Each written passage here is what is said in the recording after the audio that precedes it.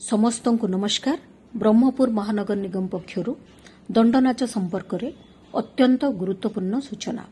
ସବୁ ଆୟୋଜକ ଏବଂ ନାଟ୍ୟ ସଂସ୍ଥା ଧ୍ୟାନ ଦିଅନ୍ତୁ।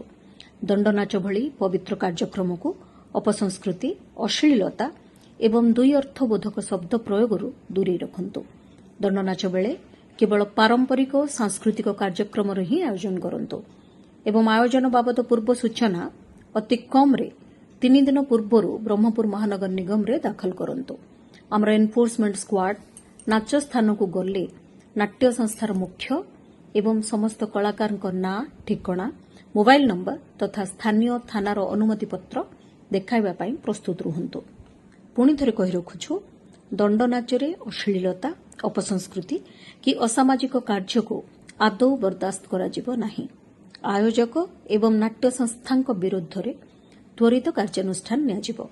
ଏହି ଅଭିଯାନରେ ବ୍ରହ୍ମପୁରବାସୀ ଆମକୁ ସହଯୋଗ କରିବାକୁ ବିନମ୍ର ନିବେଦନ। ଧନ୍ୟବାଦ। ନମସ୍କାର।